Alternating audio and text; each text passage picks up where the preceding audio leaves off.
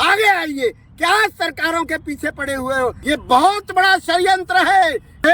और सबसे बड़ी शर्म की बात है कि हमारा जन जागरण भी चुप बैठा है, साधु संत भी चुप बैठे हैं। बाबा बागेश्वर की तरह पंडाल लगे होते और जितने भी संत मनते हैं बढ़िया बढ़िया कपड़े मोटे मोटे मालाएं डालकर और बॉडीगार्ड रखते हैं। ये सब पैसे का तो प्रपंडा है। ये सरकार प्रीतम धाम दशमेश घाट चैरिटेबल ट्रस्ट, ठोकर नंबर 14, गीता कॉलोनी, शमशान घाट के पास। आप सबसे हाथ जोड़कर मैं विनती कर रहा हूँ, साधु संतों से, सरकारों से, दिल्ली वासियों से, कि यमुना की हालत इस समय बहुत खराब हो गई है, इसे बचा लीजिए।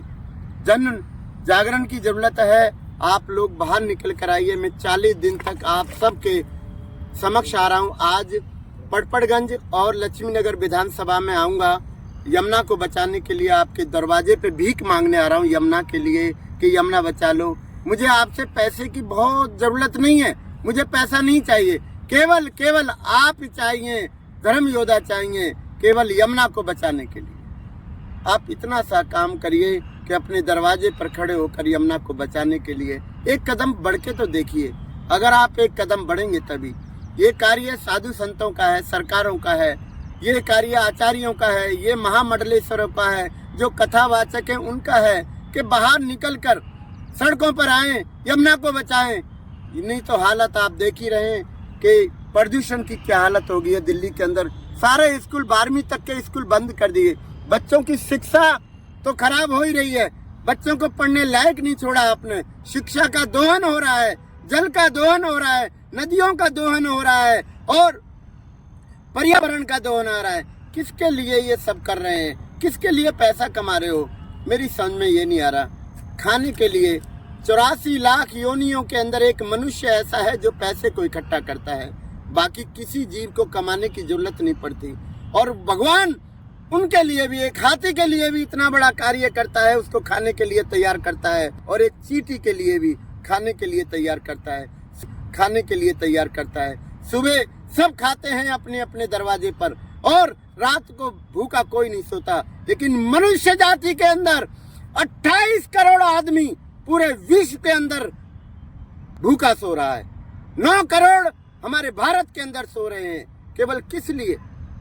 पैसे की हवस की। हमने नदियों का दोहन कर दिया, हमने पर्यावरण का दोहन कर दिया, हमने जितने भी ये प्रकृति से संबंधित पंच तत्व हैं सबका दोहन कर दिया। इसका परिणाम भी बहुत बुरा होगा आने वाले समय में। मैं हरिदास बाबा सभी के लिए कह रहा हूँ कि यमुना को बचा लीजिए, बचा लीजिए, नहीं तो आने वाली संतान उत्पन्न करने के लिए नहीं रहेगी। इस पानी के अंदर इतने रोग उत्पन्न हो गए हैं, इतने रोग उत्पन्न हो गए हैं कि जितने भी हॉस्पिटल बन रहे हैं ये सब आला अधिकारियों के हैं, सभी मंत्रियों के हैं और उन्होंने जाकर हमारी खाल को भी नोचा जाएगा। इतना पैसा इकट्ठा कर लेंगे ये लोग इस पानी के द्वारा। ये बहुत बड़ा षड्यंत्र है।